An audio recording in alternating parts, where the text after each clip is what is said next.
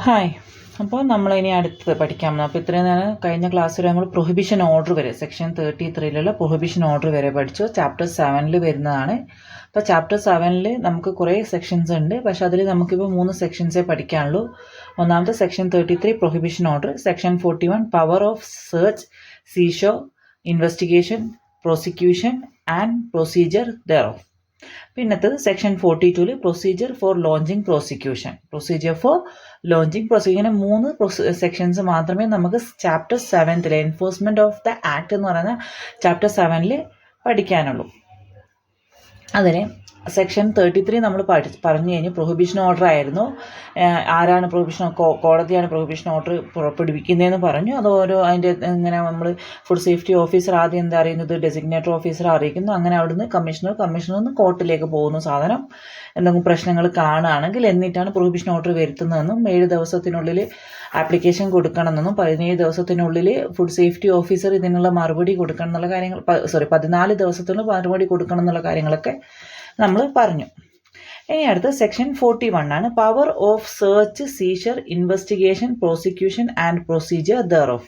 Power of search, seizure, investigation, prosecution and procedure. എന്താ പറയുന്നത്, ആരാണ് ഒരു ഫുഡിൻ്റെ എന്തോ ആട്ടെ, ഇൻഡസ്ട്രി ആവാം, അല്ലെങ്കിൽ ഹോട്ടലാവാം, അല്ലെങ്കിൽ ഏതെങ്കിലും ഇവന്റ് മാനേജ്, ഫുഡ് വിൽക്കുന്ന അല്ലെങ്കിൽ ഫുഡിൻ്റെ ഹോൾസെയിൽ ആയാലും റീറ്റെയിൽ ആയാലും എന്ത് സാധനത്തിൻ്റെതും അപ്പോൾ ആർക്കാണ് ആ ഫുഡ് സേഫ്റ്റി അത് സെർച്ച് ചെയ്യാനുള്ള അധികാരമുള്ളത് ഫുഡ് സേഫ്റ്റി ഓഫീസർക്കാണ്. അപ്പോൾ notwithstanding anything contained in subsection 2 of section 31 the food safety officer the food safety officer search ചെയ്യും any place, seize any article, എന്തെങ്കിലും ഒരു ആർട്ടിക്കിൾ ഓഫ് ഫുഡ്, അതായത് എന്തെങ്കിലും ഒരു അഡൾട്രൻറ്റോ അല്ലെങ്കിൽ എന്തെങ്കിലും പ്രശ്നമുള്ള ഒരു ഫുഡോ കണ്ടു കഴിഞ്ഞാൽ അദ്ദേഹത്തിന് എന്ത് ചെയ്യാൻ പറ്റും, ഫുഡ് സേഫ്റ്റി ഓഫീസറിന് അത് സീസ് ചെയ്യാൻ പറ്റും. എന്ന് വെച്ചാൽ കുറച്ച് ഇത് ഇങ്ങനെ എടുത്ത് വെക്കാൻ പറ്റും.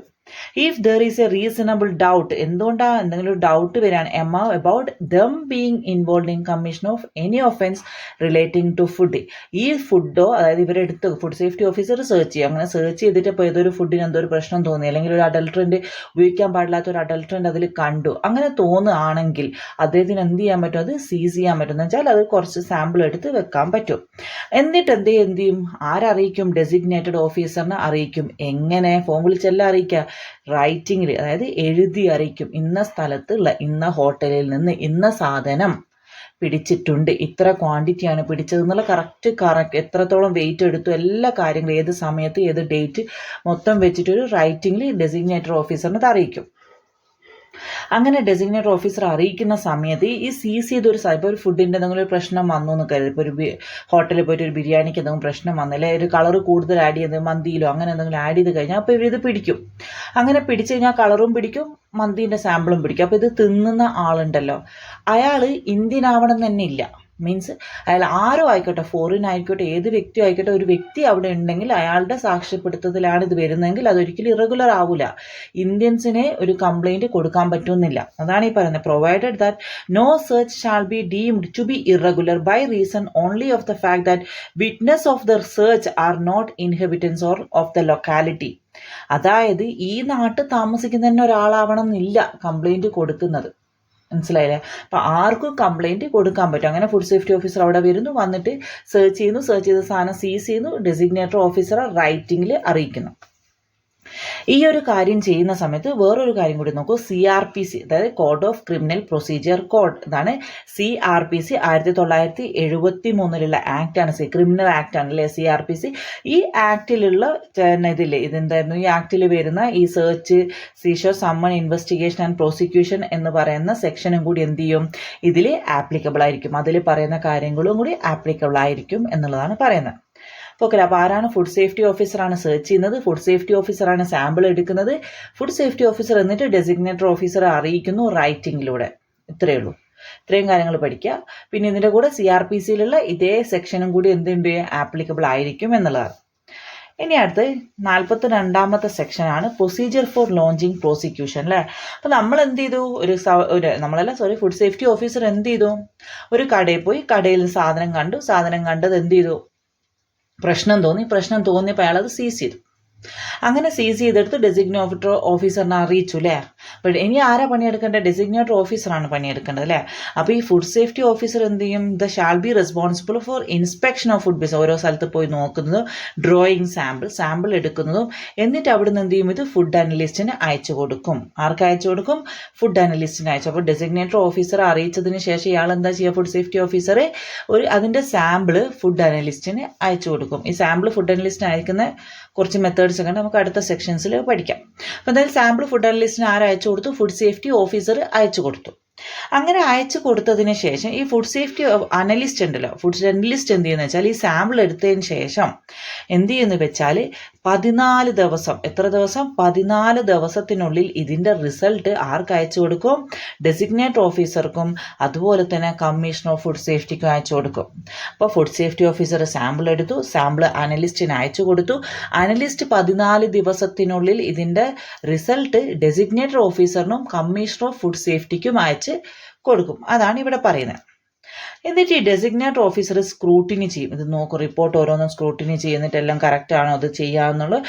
എന്നിട്ട് തീരുമാനമെടുക്കും. ഈ ഒരു സാമ്പിള് പ്രശ്നമുണ്ട് അല്ലേ?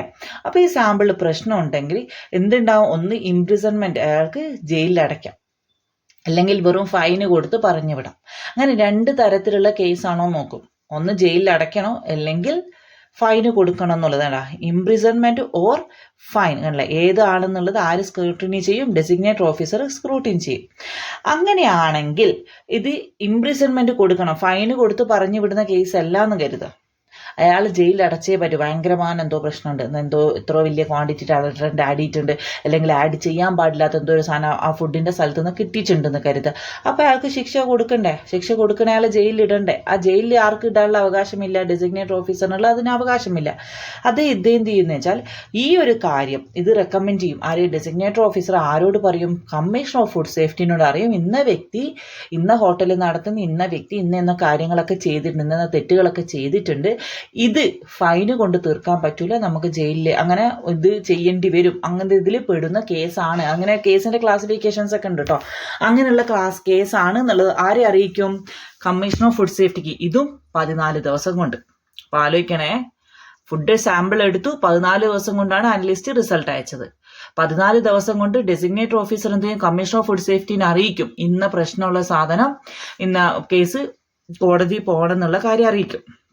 അങ്ങനെ കാര്യം അറിയിച്ചു കഴിഞ്ഞാൽ, പ്രോസിക്യൂഷൻ ഉണ്ട് ചെയ്യണം എന്നുള്ളത് അറിയിച്ചു കഴിഞ്ഞാൽ ഈ കമ്മീഷൻ ഓഫ് ഫുഡ് സേഫ്റ്റി എന്ത് ചെയ്യും? അദ്ദേഹം ഡിസൈഡ് ചെയ്യും. എന്തെന്നാ ഡിസൈഡ് ചെയ്യുക? ഇത് സെൻട്രൽ ഗവൺമെന്റ് ഒരു പീരീഡ് ഡിസ്ക്രൈബ് ചെയ്തിട്ടുണ്ട്, അതിനനുസരിച്ച് അദ്ദേഹം ഒഫൻസിന്റെ ഗ്രാവിറ്റി അനുസരിച്ച് ഒരു പീരീഡ് ഉണ്ട്. ആ പീരീഡിനുള്ള അദ്ദേഹം ഈ മാറ്ററിനെ റെഫർ ചെയ്യും. ആർക്കാ റെഫർ ചെയ്യുന്നതെന്ന് പറഞ്ഞുതരാം. ഒന്ന് കോടതിക്ക്, കോർട്ട് ഓഫ് ഓർഡിനറി ജൂറിസ്ഡിക്ഷൻ ആണ്. അതെങ്ങനെ കോർട്ട് ഓഫ് ഓർഡിനറി ജൂറിസ്ഡിക്ഷൻ വെച്ചാൽ ഒരാൾ ഒരു കുറ്റം ചെയ്ത് കഴിഞ്ഞാൽ 3 കൊല്ലത്തിനുള്ളിലുള്ള ഇംപ്രിസൺ മതി എന്ന് കരുതാം. എത്ര? 3 കൊല്ലത്തിനുള്ളിൽ അയാൾക്ക് 3 കൊല്ലം മാത്രമേ മാക്സിമം 3 കൊല്ലമേ അയാൾ ജയിലിൽ ഇടണ്ടു എന്ന് കരുതുക. അങ്ങനത്തെ കേസുകളാവുമ്പോൾ ആരെ അറിയിക്കും? കോർട്ട് ഓഫ് ജൂറിസ്ഡിക്ഷനെ, ഓർഡിനറി ജൂറിസ്ഡിക്ഷൻ അറിയിക്കും. ആരെയാണ്? 3 കൊല്ലത്തിന് വരെ, 3 കൊല്ലം വരെയുള്ള ഇംപ്രിസൺമെന്റ് ആണ് ജയിലിൽ അടയ്ക്കുന്നത്. അങ്ങനെ ആരെ അറിയിക്കാൻ? കോർട്ട് ഓഫ് ഓർഡിനറി ജൂറിസ്ഡിക്ഷനെ അറിയിക്കുന്നു. അതിനുശേഷം ഇനി അതല്ല, അപ്പൊ 3 കൊല്ലത്തിലും ഇപ്പൊ എന്തോ മരണം സംഭവിച്ചു, ഇൻഫെക്ഷനൊക്കെ ഇത് വന്നിട്ട് മരണങ്ങളൊക്കെ സംഭവിക്കുകയാണെങ്കിൽ, അപ്പൊ അല്ലെങ്കിൽ ലൈസൻസ് ഇല്ലാതെ എന്ത് ചെയ്യാണ് ഇത് എങ്ങനെ വരികയൊക്കെ ആണെങ്കിൽ, ലൈസൻസ് ഇല്ലാതെ മരണം സംഭവിക്കുകയാണെങ്കിലൊക്കെ എന്തുണ്ടാവും? ഇതിന്റെ ഇത് കൂടില്ലേ, ജയിലിൽ ഇടുന്നത് കാലാവധി കൂടും. അങ്ങനെ കൂടുകയാണെങ്കിൽ, അതായത് 3 വർഷത്തിന്റെ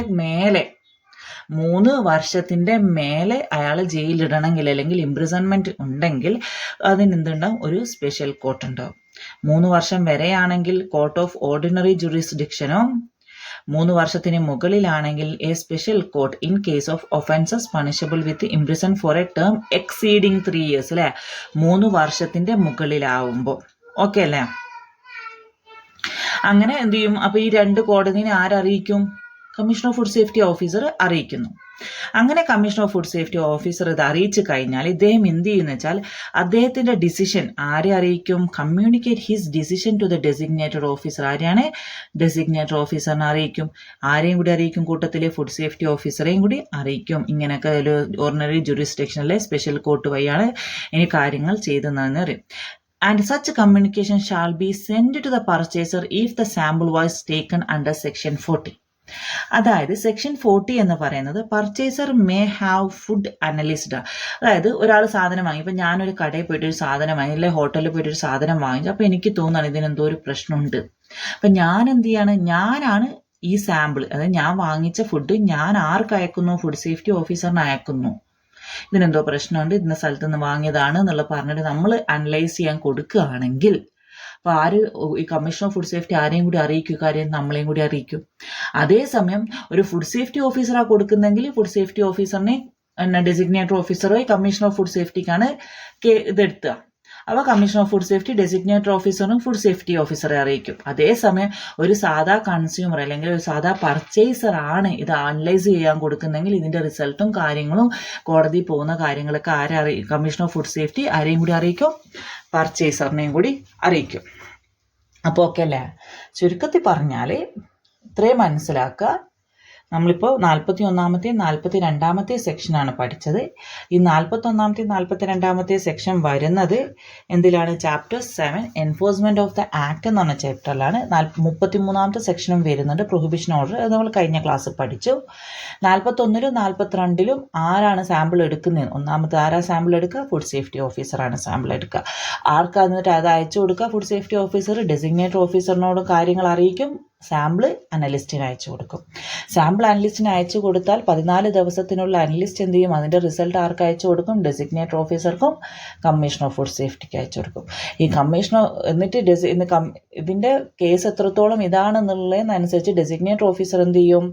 ഇത് ഇംപ്രിസൺമെൻറ്റിൽ മതിയോ ആണോ, അല്ലെങ്കിൽ ഫൈന് മാത്രം മതിയാണെങ്കിൽ അതിനെ തിരിക്കും.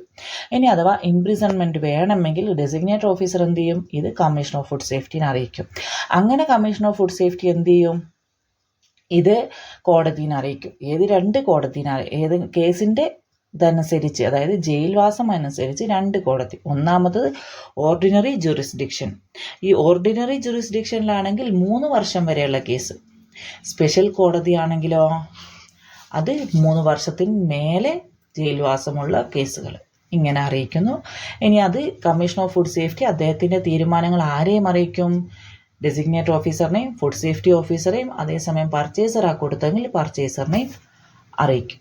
അപ്പോൾ ഓക്കെ അല്ലേ? എങ്ങനെയാണ് ഒരു കേസ്, പിന്നെ ഒരു ഹോട്ടൽ അല്ലെങ്കിൽ ഒരു ഫുഡിൻ്റെ ബിസിനസ്സിൽ എങ്ങനെയാണ് ഫുഡ് സേഫ്റ്റി ഓഫീസർ സാമ്പിൾ എടുക്കുന്നതിൻ്റെ പ്രൊസീജിയർ, അതിൻ്റെ ഒരു സൈക്കിളാണ് നമ്മളിപ്പോൾ പറഞ്ഞത്. ഓക്കെ അല്ലേ? മനസ്സിലായി എന്ന് കരുതുന്നു. Okay, by.